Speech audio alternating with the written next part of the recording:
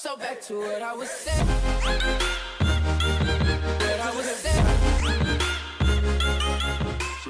What's up, friends, family, and fans? Welcome to Life One Podcast. This is where we listen and inspire friends everywhere. Yeah, why do we do that? Because life happens to everyone. It is I, your co-host, Stone Stafford, and I'm writing with my other co-host, Johnny Vaughn. Hey, that's how we do it. Today, we are going to be talking about dinero de... I forgot it already. Lingo de dinero. Yeah. Man, anyway, money talks. How about that? There you go. That was in Espanol. Espanola. So Johnny, as you guys may have heard in earlier podcasts, whenever money came up, Johnny tended to do all the talking. Because for a while there, Johnny knew more than your boy. Nah, when Stone, it came to financial literacy. Stone was hiding things. Stone didn't want you to know what he knew. That's Stone's what it was. done a lot of growing in the past 2 years. I've learned. So where financial literacy is concerned. But I've definitely been deep diving and learning because I have to know this stuff. Mm-hmm. I definitely grew up under the whole rob from Peter to pay Paul type of thing, out of necessity, you know. Sure. But I learned that's not how you get wealthy. You know what I mean? So I've been educating myself on a lot of stuff. And as I realized that it's not that difficult. It really isn't. And y'all hear me talk about Clifco all the time. Mm-hmm. Obviously, you can tell the impact that it's making on me. But I love having those conversations now, and I can be a part of the conversation where we're talking about dividends and all this kind of stuff and how something over in China can affect my portfolio on NASDAQ or whatever. And so I love being able to have those conversations. And when you realize that that's the stuff that the business called America is running on, I'm like, well, darn, I need to know this stuff instead of just being along for the ride and doing whatever it is that they tell me to do. Mm-hmm. Same thing with you guys. So when we talk about music and stuff, you always hear people say, educate yourself, educate yourself, educate yourself. One, a lot of people don't. Just call a spade, man. A lot of times you're just lazy, you know what I mean? But sometimes you don't know what to educate yourself on. Mm-hmm. So on this podcast episode, all we want to do is break down some common terms that really you should know right out the gate as a novice, as a finance 101, where your money is concerned to get you started. And then I'll provide a link to a resource that has a whole list of terms that you should familiarize yourself with. All right, you have to know the language and the vocabulary of money to know what to do with your money. So if that sounds fair to you guys, we're just going to jump right in on it. And this is pretty much going to be a bullet point type of thing. Just bam, bam, bam, bam, bam. Let's go. There it is. Let's go. All right. First thing we want to start off with is most people, you guys are familiar with the term APR. All right. APR stands for what, Mr. Annual percentage rate. That's right. And what is the annual percentage rate? Essentially, that's the finance charge or the rate of percentage that they're charging to the money that you're being loaned, either through credit or as an actual loan. No, you can stop there. Through credit, because that's all of it. Well, actually, it is all through credit. Yeah, stop right there. So is that it? So, and then that includes interest and taxes and all that kind of stuff, fees, service charges, whatever that total is, then there is a percentage of that that's added on top of it every year. So just keeping the numbers round. Let's say you are borrowing in some way, shape, or form $1,000, and the annual percentage rate on that is 10%. Well, what's 10% of 1,000? 100. So your annual percentage rate is $100. So that means for that $1,000, you're paying an extra $100 to borrow that $1,000. Now, if you got monthly payments, then you got to break that down because that $100 is going to get split up over those months. But break that $100 down into 12 equal payments. Yep. And that'll give you what that's supposed to be. That's what your payment is each month. Roughly. So if you borrow if you borrow 1,000, you're paying back 1,100. Yeah. Understand? Now, APR at 10% is super cheap. Non-existent. Especially if you're on a credit card. Non-existent. So don't lock in on that 10%. I just want you to understand the math of it, okay? So you got what you borrowed, which is the main amount, and then whatever their annual percentage is that percentage rate times what you borrowed, that's what you add to what you pay back. Not bad. Yeah. That pretty easy enough? Yes, that's why I said not bad, because that's when it's so funny how easily APR can get convoluted and get confusing real fast. But using easy numbers makes it easy. Yeah, man, trying to make it easy for you. What we got next? Next one, asset versus liability. You want to take this one over? Yes, asset, yourself, liability, your what? I mean, I'm sorry. Wait, what? I almost said wife. I'm sorry. That's not what I meant to say. I'm sorry. That came out wrong. I do not endorse this message. Simply put, assets are something that can generate you revenue or help you build a revenue base for wealth, and liabilities cost you. Simply put, you hear people they're starting to say this finally within like the last 5 years. It's like the biggest liability that people carry is a house. Most people think that their house is an asset, but the second your roof cracks or it floods or whatever, the fact that it's costing you something to operate it, it makes it a liability. Now, if you're renting it to somebody else and what they're paying you is taking care of all of those fees and you're still coming out in the positive, then it's an asset. Yeah. I mean, anything in your life that maintains or increases in value, asset. Anything that decreases in value and costs you money, liability. Easy enough. So all you got to do is look in your life, say, okay, what is this?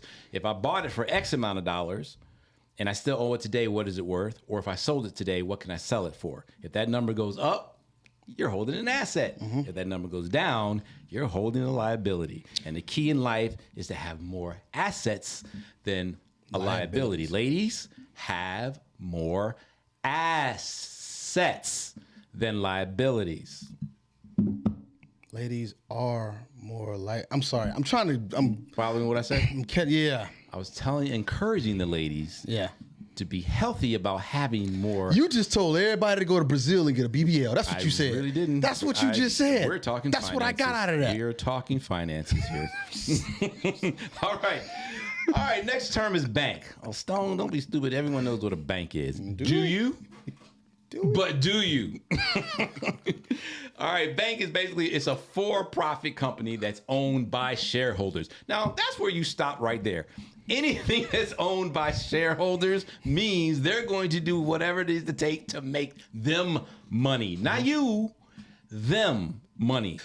I love our banking system. It's so amazing. The fractional reserve system is amazing. If you don't know what that thing is, for every dollar that the bank has on deposit, they can loan out. Some people say 9, it's about $10. They can loan out $10. So that's how money gets created. Out of nowhere. Out of thin air. Literally. So what you'll do is you'll take $100 and you'll deposit into your bank. Multiply that by 10, that gives you 1,000. The bank can now loan out $1,000 so long as your $100 is on reserve. Yep. And then they loan that back to you. They charge you that ridiculous APR that they gonna charge you on the money that they made up out of the money you actually deposited, and they give you a 0.2% return on your savings account. Now, something you should be asking yourself as soon as Johnny said that is, if I deposit 100, and then that gives the bank the ability to go out there and borrow 1,000 against it, who's securing the other $900? That's what you should be asking yourself. And the answer to that is House of Cards. House of Cards. No one's securing it. We'll get. That's when it gets printed out of thin air. We're not gonna go. But that's a huge deep dive. We're not doing all that. But it should give you a red flag on how fragile our financial system is. All right, and how easily it can be set up to just benefit. And also a selected why, few. I mean, people, there's this bank in my hometown called ViStar that people always have an issue with. And if you ever go to a bank and they tell you you can't take out a certain amount of money, it's because they don't have that money on reserve. Right. They've loaned out more money than they actually have on deposit. So it does turn around to kick them in the butt sometimes. Absolutely. So the main thing, what I want you to remember with banks is all you're doing is giving the bank your money to use so that they can invest in other things. Now, how do you think they invest into these other things? Well, stocks, bonds, mutual funds, things like that. Guess what you can do?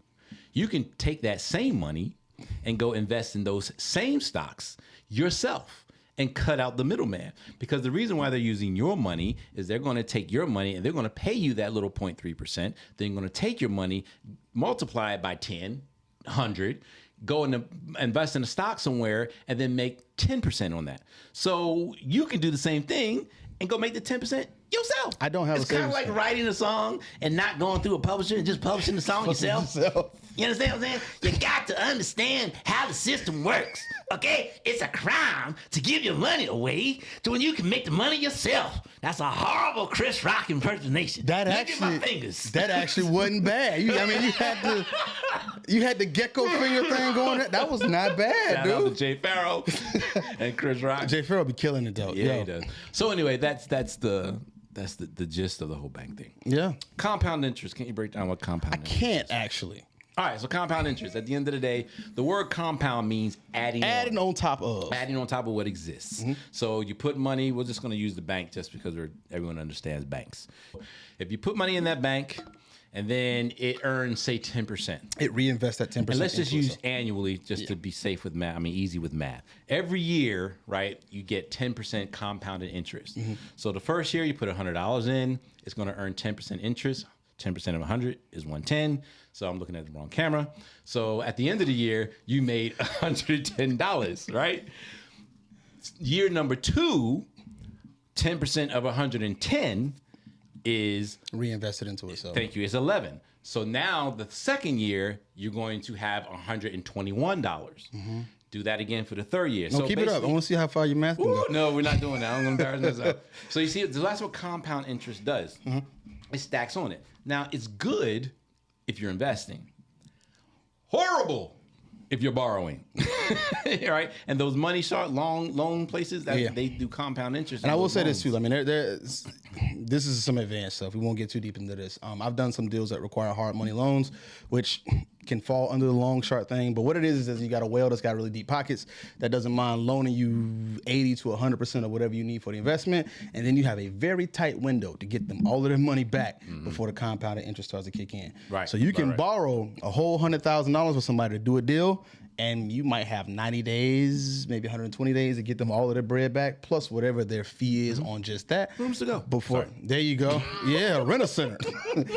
All of those joints before that compounded interest kicks in, and that 100,000 can turn into 130,000 really, really fast in 120 days if you miss that deadline. Yeah. So don't make minimum payments and all this kind of, man, just pay your stuff off, period. All right. If you can't afford it, don't buy it. Hey, there's a concept. Huh? Wait, what? Credit rating. Can you explain credit rating and why it's important? I kind of can't because the system's changing as we speak right now.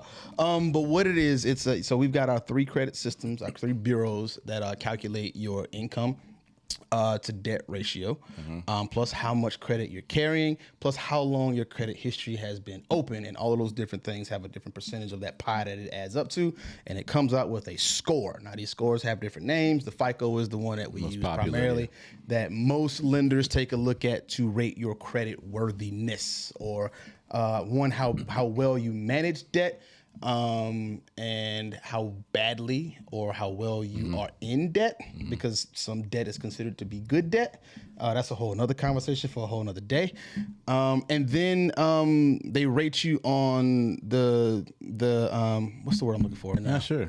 But there's a lot of the liability factor that you are of not paying back the loan for what your debt could be. Yeah, there's a few things that they use, but the most important is what they call your debt ratio, right?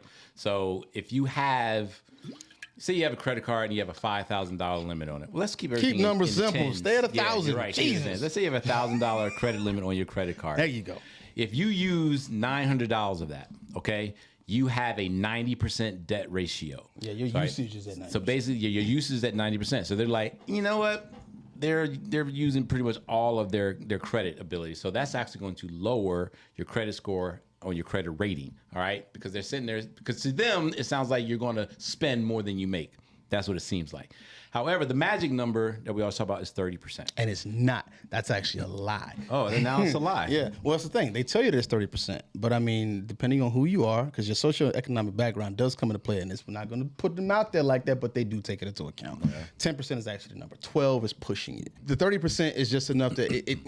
That's enough to generate the revenue, because that 30% number is enough to hit whatever that APR is for you to owe a fee for that balance that you're carrying. So what you guys are hearing here is me trying to pull Johnny back up from the depths because we're trying to keep this as surface level for you as possible. That's not to say that what he's saying are things you shouldn't be knowing. That is definitely surface level, though. However, We gotta crawl. Okay. We gotta crawl. All right. So How about we just hit these bullet you'll be points? safe. How about this way? You'll be safe right now for keeping it below 30%. Yeah. You know what I mean?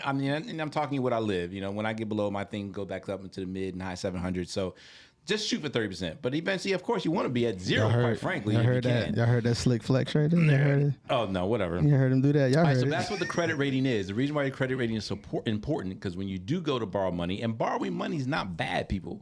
It's not bad, right? Banks borrow it from you all the time. Yeah, That's but what you your just have deposits to are. know how to do it. But your borrowing power, which is one, how much you can borrow, and then how much interest you're gonna have to pay on top of that. Most of that is determined by your credit rating.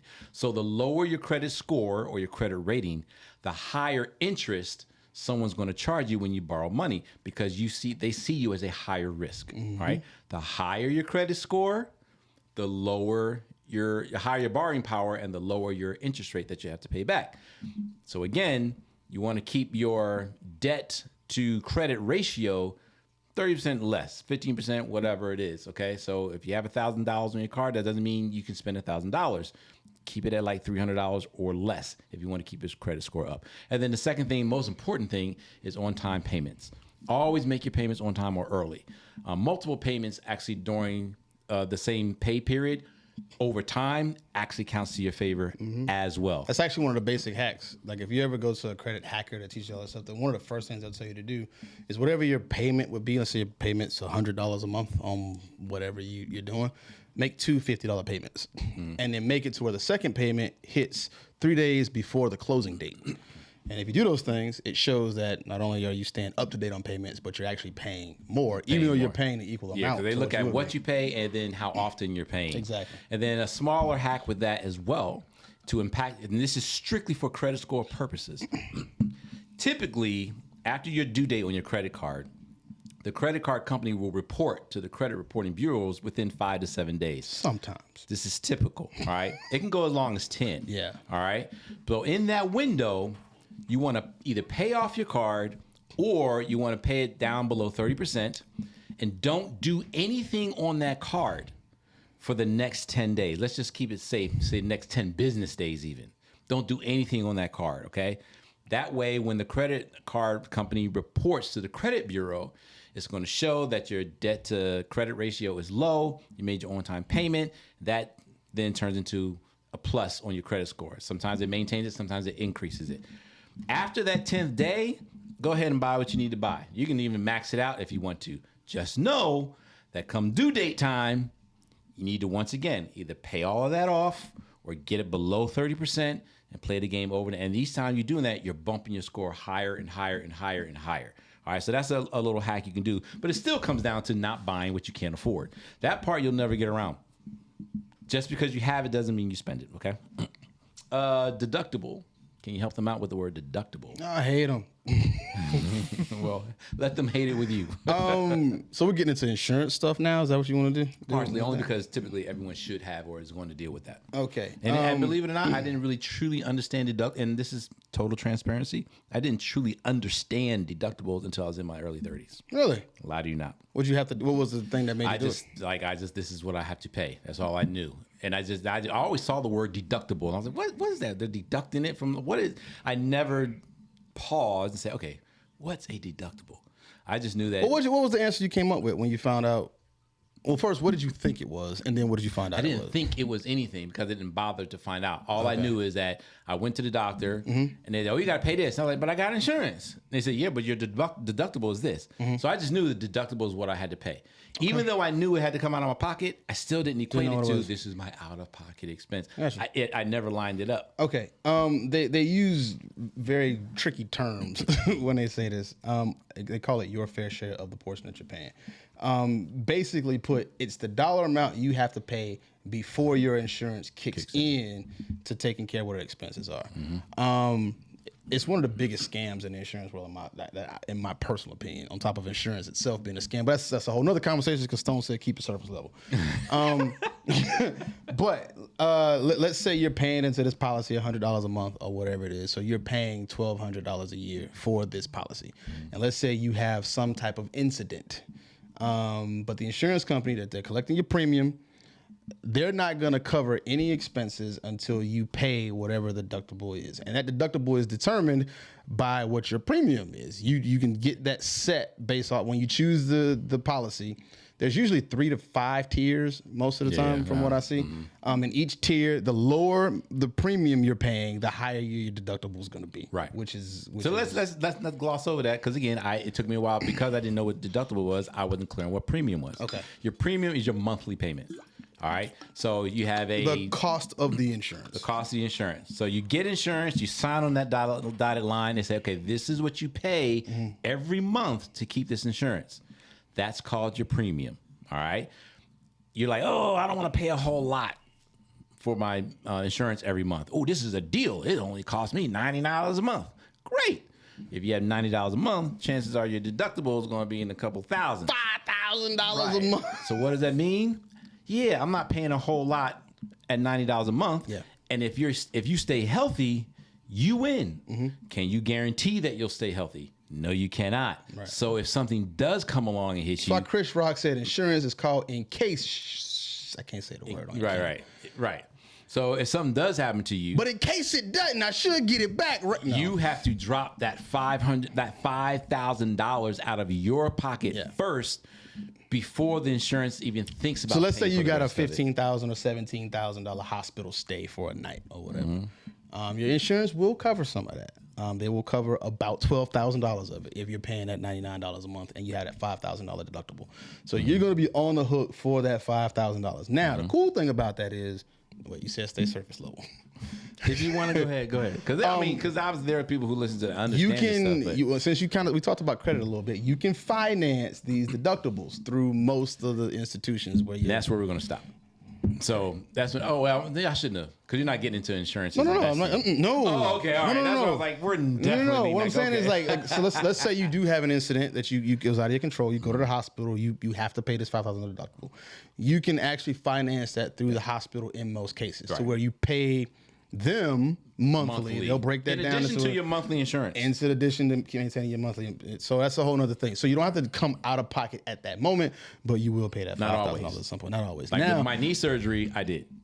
Did you? At Northside, my knee surgery, I had to. It was like $2,000. Okay. So I had to pay that out of pocket before my insurance. Because it wouldn't. Well, my insurance kicked in, but before my insurance. Right. So yeah. So again, it all depends on where you are and what their billing thing is. Yeah. Now I'm going to say this, just because we're here and we're talking about this. This is not surface level, but the medical system is evolving. And there are subscription medical care systems out there now that can help you circumvent some of these situations where you're paying predatory, I call them predatory premiums. It's not really a statement, but I mean, I think some of that is what that is. Research that. Research subscription healthcare. You can pay sometimes half of what you would pay in your premiums to your insurance companies to these medical institutions. And as they get more people, they cover that cost of care. You can select a tier through those networks. And if you need a monthly checkup, your monthly checkup is covered by your subscription. Yep. And now, another word for that is co-op. That's the other term I was kind of trying co-op. to search for that. Yeah, you'll see it on the co-op. Yep. Yeah, on co-op insurance. Those coverages tend to be a lot more limited. They can be. So you just have to read. They can be. You got to read and do your homework. But there are some good ones out there. I've had some conversations. I have a couple friends that have it. Yeah, I've had some conversations with Dr. Kelly Henson with Juno Medical in New York. That's a part of the podcast that we were doing with McKinsey. That's what Juno Healthcare is. Dope. Okay. That's exactly what it is. Okay. And I just met another doctor, I cannot remember his name right now, but it's called Get Paired, and it's based here in Atlanta, and they do some of the same thing. It's a full-on subscription base. They do accept some insurances, but I mean, the whole thing is they're trying to build a network of doctors and build a subscription base so they can fix what the insurance system is. And of course, it relies on everyone paying their absolutely to share. Absolutely. So. I didn't mean to go too deep. But I think that's important. That was a good thing. Someone was like, "Oh my God, I know about that." So they're Googling it right now. There you go. Next word is depreciation. Now, we kind of talked about its cousin when we talked about assets and liabilities. We never said appreciate yet. It said depreciation. Well, I'm just saying, you said its cousin, which would be appreciation. Or would be liability, which we did talk about. Oh, you said liability. Yeah, okay. Boy, listening is important. But So depreciation, in a nutshell, is basically the decline in a product's value. Okay, what is, and say it with me right now. Some of you guys are going to say it right now, but some of you guys are going to be like, I don't know. I'll give you 3 seconds. What is one of the most popular products that depreciates the fastest? Go. Starts with a P? No. Huh? Never mind. No. What? Oh, never mind. I thought we were talking about something that costs $40. No? Never mind. Wow. I'm not even with you, bro. Your car. How about that? Your car. That's right. So You say you're not even with me, or you just... Yeah, I was just wasn't even with you. Somebody's going to get that joke way, way late, and it might have been too bad for this. I'm sorry. Depreciation value. Oh my gosh. Whatever. The $40 didn't give it away? Whatever. Okay. Well, I don't know about value. Sometimes function, but I don't know about value. Value's always there. Well, of course, if decreasing function, then value doesn't go down. Value So you're right. decreases. Touche. Boom. Right. Yes, they say Go this. back to the other podcast where we were talking about exercising. The second you drive your car off the lot, well, they say it depreciates. Is that what it is? Within 2 years, right off the lot is 10%. It's 10%, yeah. As soon as you drive your car off the lot, your And the new car, sucky thing new about car. this, I've always wondered, it's like I test drove the same new car though. It didn't depreciate until you signed the paper. Yeah, until you sign the paper. And So it's important to know though, because unfortunately, especially with African Americans, our culture, we like to wear our wealth or wear our appearance of wealth. So that's why we get the check, we go and buy the car. We get the check, we go and buy the watch, depending on what watch it is, asset or liability. We get the check, we go and buy the clothes. We buy all these things that lose value the moment we drive it off the lot, the moment we walk out of the store. Okay, that is just not financially wise or responsibility, and this is where we as a culture have to change. Well, What? I'm gonna throw something in there for a second. So I buy a lot of clothes, and the reason I do that is because I need them for work. Clothes actually is a very gray area. It is. Especially where fashion. So let's take clothes off. Let's assume I didn't say clothes. Okay. Because that definitely has a whole lot of caveats. Okay, To it. but even then, I'm gonna use it for this example, just because if we're talking about money, we have to talk about taxes at some point. So I'm gonna jump the gun a little bit and kind of hit it here. If you have a business, almost any and everything can be expensed. And those expenses, those expenses. Those oh my expenses. God. Go ahead. It's a black business. No, I'm just kidding. Those expenses. It's an Ebonics business. Man, those expenses, bro. Expenses. You gotta watch out for those expenses. Those expenses can lighten your tax burden at the end of the year, and usually do. I've been net neutral for the last couple of years. Due to the fact that I just bought some extra stuff for some stuff. Like, I mean, I had a couple of extra gigs that required more shirts. L.I.F.E podcast needed a couple different color hats last year, so I bought a couple different color hats last year. I mean, I got the funny thing is I got a wall full of hats, and I only wear like 3 of them. But you just write them all up. And you just write them all. So Yeah. being super, I'm admitting it, being super technical and semantic, that's how to make depreciation work for you Yes. or balance it out. And that's what's brilliant. But it doesn't change the depreciation. Oh, it does not change Right. it. It Yeah, does not so- change it. so But just what the- it allows you to do is to use that depreciated value to offset your something, tax so that it liability. balances out. Exactly. Or So it almost balances. balances Yeah, out. it takes. That's why you call them cousins, and you said I wasn't listening. So I wanted to point out the fact that I was. Okay. Yeah, without, again, surface level, they're not cousins. With the scuba gear, yeah, they related all day. It's important to if you have the ability to take something that is depreciating in value, if you can, and sometimes you can actually do it over time. Sometimes you can take that full value in the year you're in. Most of the times you want to do that. I've got a friend. That's why who- y'all have sugar daddies and sugar mamas. Yeah. They're older and depreciating, Yeah. but they bring value. Value right? every single year. I've got a friend that gets a new car every single year. And there's some rules to it. Cars got to be of a certain weight, certain styles, deep certain body type, again. and all that stuff. I'm just saying, cars are liabilities. But Period. gets Right one- now. he gets one every year, and he can write off that depreciated value. And I'm gonna start doing it too at some point. But it's one of those. Again, you want to balance it. This is a very important money topic. It Stone. is. No, it is. I'm not saying anything you're saying is wrong nor important. You just saying, shut up, Just trying Joe. to keep it in the. We're in K through 2 right now. Okay. Is where we are. You coming in with some Morehouse stuff? No, man. It's like 5th grade. Right. To kindergarten. Again, no disrespect. We know a lot of you guys totally know what we're talking about, and some of you don't. And again, I'm thinking about me. Some of this stuff I didn't grasp until I was 30. So bottom line is there are people out there. I who think don't what know it is, some and of this the is the basics. thing. I think Stone is using his experience. He thinks the rest Absolutely. of us are as slow as he Not is. at all. Like I always say, if you've experienced it, you can count on that. There are hundreds or thousands of others that also experience it. Absolutely, Good no and question. bad. No You know what I question. mean? It's So just I'm that- speaking to those who grew out without the daddy. Yeah, that bottom. and whose mama just worked 3 jobs. That to make a way.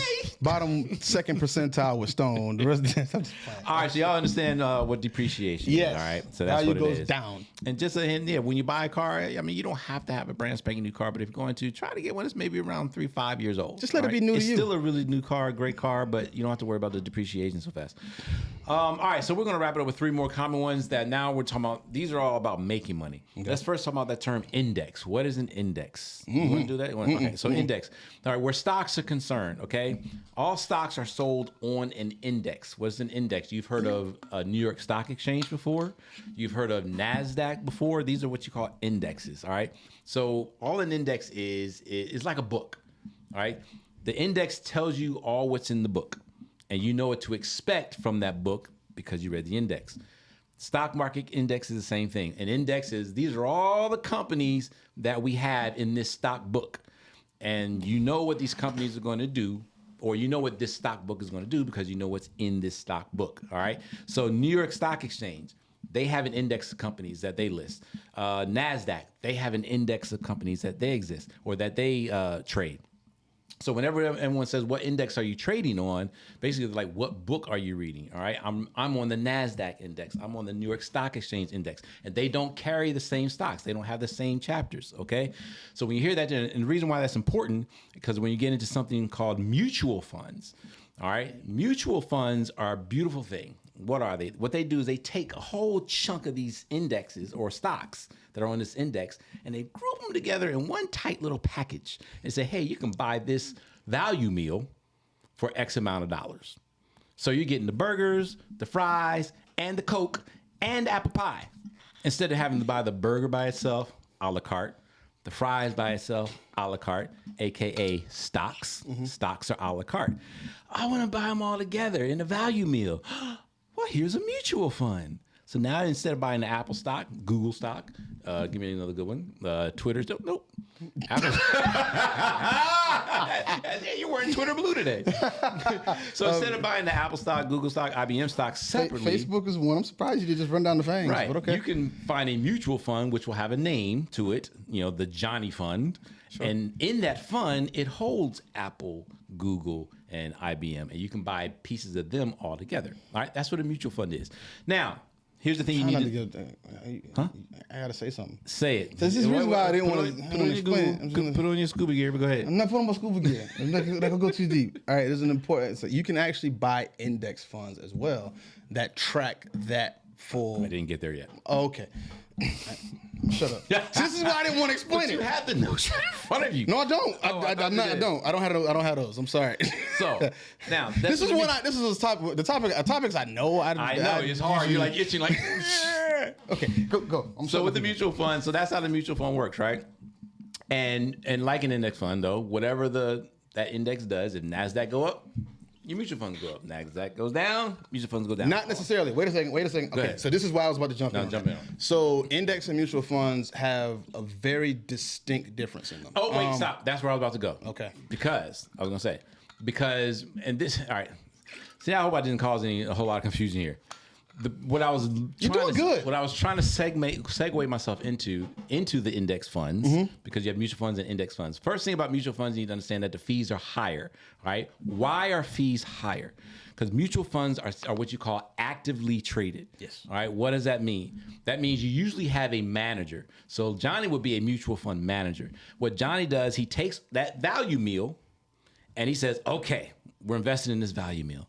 And then it says, a lot of people are buying fast food today. And Johnny's watching that. And Johnny's either going to buy some more in that value meal or sell off some of your value meal based on what people are doing in that index. So it's actively traded.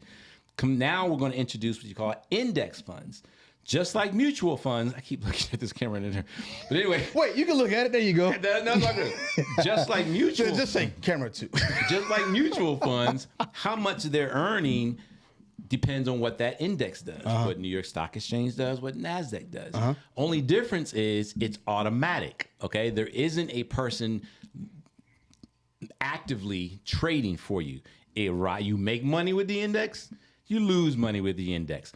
And the reason why that's not okay, but why it's not that bad is because you have so many different types of stocks in that value meal, where if the tech market is skyrocketing, but healthcare sector is plummeting, they hopefully balance each other out, okay? And since no one is actively trading for you, there's no human involved, the fees are going to be a lot lower. So index funds and those are ETFs. So index funds are typically a really safe route to go, especially if you're a starting investor. Let's go for the rest of it. All right, Mr. Scuba Diver. See what I missed. He put scuba gear on and just went. That was scuba gear? Just deep dive with y'all. How? That's surface. Like, if you don't know that, you don't even need to be buying it. Simply put, index funds are designed to track the market that they're in. That's it. Hence the word index. They track the index. You're tracking it. You're trying to get that 2% or whatever. Mutual funds are designed to outpace the market, which is why they're outperforming. Trying to beat the market or outperform. Yeah.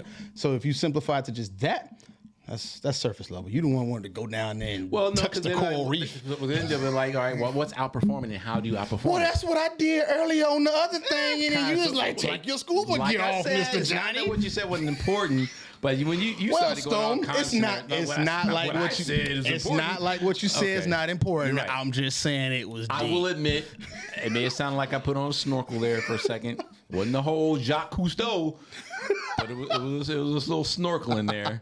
But it was necessary. So look, we're gonna go right there because we had two more, didn't we? What was those? No, that was it. That was it that I had. But okay. I mean, again, yeah, I am thinking about me, where I was in my financial literacy. If I was starting out, that right there is dizzying enough. Okay, so from the bullet points that you've given, how does someone take that value meal and apply it to what they got popping right now? Like, how do they use that? So one of the first things I want to do is I will look at your bank account. Okay. One of the things you can do to go to bankrate.com, find your bank, and see what it is you're earning on that type of account, whether it's a savings account, checking account, money market account. Find out what you're earning. Chances are you're going to be extremely disappointed. Okay.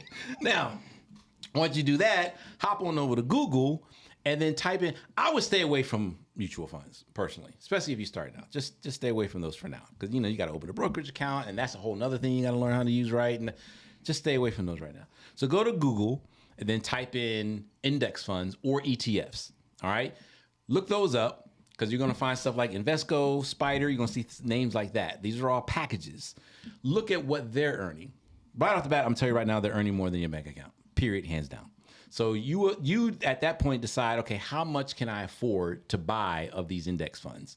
And honestly, it's not that hard. You can do a Robinhood. You can do. There's so many apps and accounts you can open up. Stay away from Robinhood. Robinhood's been treating me fine, actually. Ooh, okay. To be honest with you, no, Robinhood has its shaky moments, but I'm not so deep where I get affected by the holes that Robinhood has. Okay. But there's some other ones. Ally's a good one. Ally. So you know what? Go online and type in alternatives to Robinhood. I was about to say, let's do that. Let's stop giving out these free shout outs, bro. That was a non-sponsored. Oh, I know, right? Well, that one with Robinhood, that wasn't a shout out. That was a shout out and a beat down. Oh, so kind of leveled out. But yeah, do that. Do alternatives to Robinhood. All right. And then you'll bring up all these like investing apps, accounts that you can sign up for. But you can go in, search for those index funds that you saw, say, you know what, this is cool. And try to find one that has different sectors, because there are index funds that just have a technology sector, just have real estate. You want to diversify it. You've heard that word before too. So that way, if one sector does bad, hopefully it's hedged by the other sector that's doing well. That's really just where to start, to be honest with you. But and then access to your money is not that bad either. Typically, if you want to withdraw it, whatever, you're going to look at a 3 to 5 day delay before it hits your account. So yeah, that's slower than a bank, but that's about right on par. ACH is right at about 3 to 5 business days. Well, ACH or go to an ATM. Yeah. I mean, you know what I'm saying? Well, but that's the cool thing. Somebody said, like, I think Webull has one. I'm pretty sure Ally has them too. Like, they have cards for those accounts now. Yeah, so you can almost treat one them of the features like you want to look for. Yeah, yep, and I mean that's one of the features you want to look exactly. Like, look for something that'll give you access to ATM fees. There will be, yeah. And so you guys know, ATM fees they're not necessarily the bank sticking it to you. Part of it is. But ATM fees also are private businesses you can get Yeah. into, and that might be an enterprise you might want to look at. I'm about to buy one. Yeah, you can actually own your own ATM and rent a space at a bank or whatever place is, and people can access their money through your ATM, and you earn a fee off of that. Yep.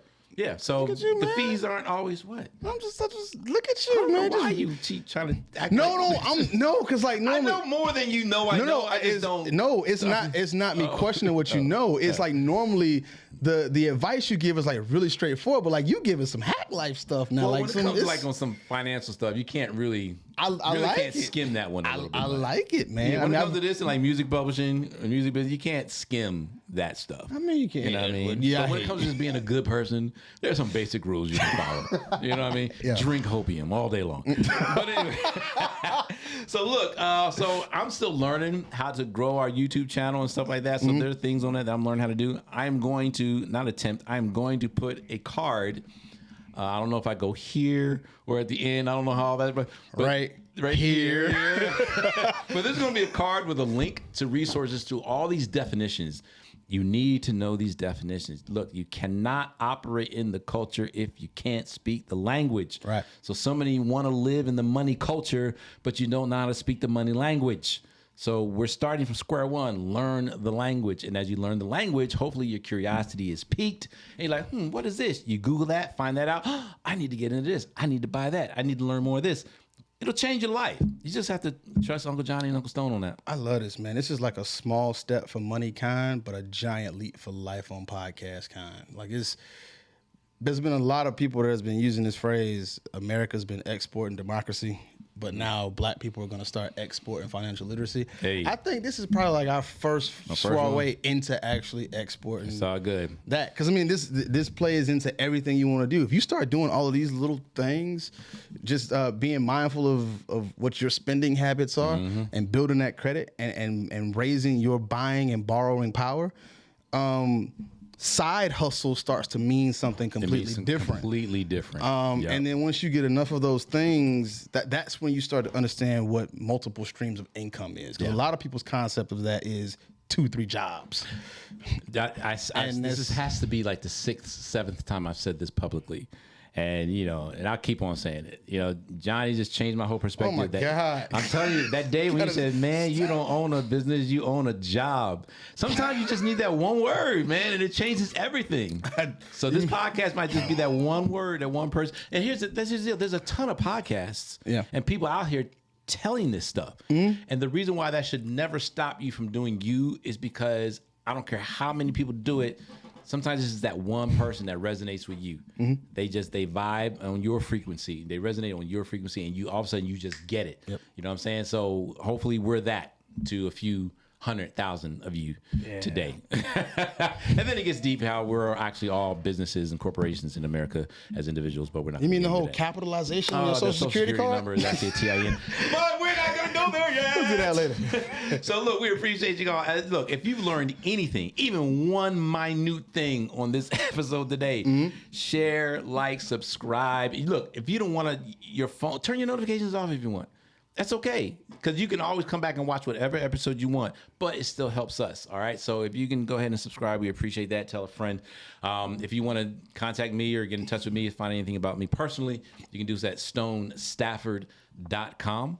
Just Johnny Vaughn, JUSTJONYVAN. There you go. LifeOnPodcast.com, L.I.F.E. However you spell podcast. LifeOnPodcast.com. We appreciate y'all. We are out of here. Love you. Peace. Oh, sorry. 1 million subscribers in 2023. We out. Peace. So back to what I was saying.